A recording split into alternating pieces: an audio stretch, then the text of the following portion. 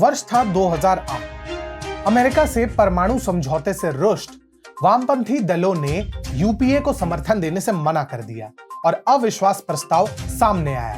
ऐसा लग रहा था कि मनमोहन सिंह की सरकार अब गिरेगी कि तब गिरेगी। तभी समाजवादी पार्टी ने राष्ट्र हित में स्पष्ट तौर पर कांग्रेस को समर्थन दिया और वह सत्ता में बनी रही। परंतु क्या सपा में अचानक से हृदय परिवर्तन हुआ? बिल्कुल नहीं। इसकी एक बहुत भारी कीमत उत्तर प्रदेश की जनता को चुकानी पड़ी थी। नमस्कार मित्रों, टीएफआई पर आपका हार्दिक स्वागत है और मैं अनिमेश पांडे आपको अवगत कराऊंगा यूपीए के उस निर्णय से जिसके कारण अतीक अहमद पुनः सक्रिय हुए और जिसका दुष्परिणाम कई वर्षों तक यूपी की जनता ने भुगता। तो अविलंब आरंभ करते हैं। 2004 में अपेक्षाओं के विपरीत कांग्रेस के नेतृत्व वाली यूपीए सत्ता में आई थी। उसमें वामपंथी दलों ने भी सहयोग दिया था।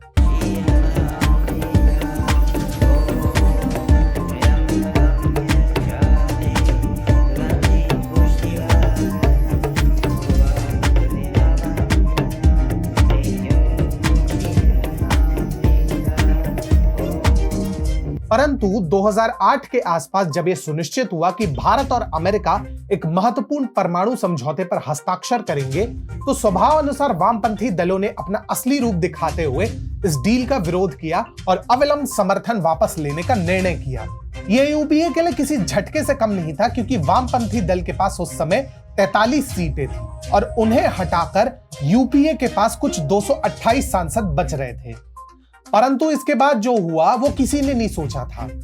मुलायम सिंह यादव ने अविलंब यूपीए को समर्थन दिया और उस समय अपने 36 सांसदों का समर्थन भी प्रदान कराया। उनके साथ साथ आरएलडी और जेडीएस ने भी कांग्रेस को समर्थन दिया। परिणाम स्वरूप यूपीए बच गई और यूपीए ने 2009 में अप्रत्याशित रूप से पुनः सत्ता प्राप्त की। अब आपको लग रहा होगा इन सब में अतीक अहमद का क्या काम? माफिया अतीक अहमद लगातार 5 बार इलाहाबाद पश्चिम से विधायक रहा है। 1989, 1991, 1993, 1996 और 2002 वह 5 बार जीतकर लगातार 15 वर्षों तक विधायक बना रहा। पहले 3 बार उसने बतौर निर्दलीय और फिर समाजवादी पार्टी और उसके बाद अपना दल के टिकट पर चुनाव लड़ा।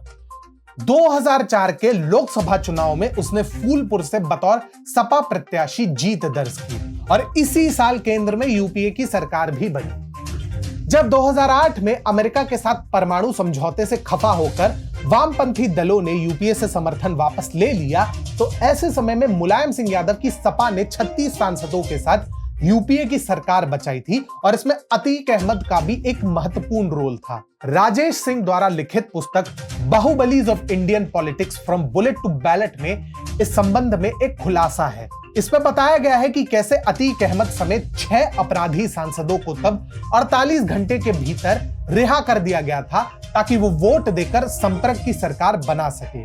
यह वो समय था जब अतीक अहमद का आतंक सर्वत्र था और 2005 में ही इसने विधायक राजू पाल की दिन दहाड़े हत्या भी करवाई थी। परंतु सत्ता में बनाए रखने हेतु सपा ने यूपीए को इन्हें जेल से निकलवाने के लिए विवश किया और अतीक अहमद ने जेल से निकलकर यूपीए सरकार के पक्ष में संसद में वोट डाला था। उस समय यूपीए के 228 सदस्य थे और उसे 44 सांसदों की जरूरत थी। सपा के अलावा रालोद और जेडीएस ने भी तब कांग्रेस का समर्थन किया था।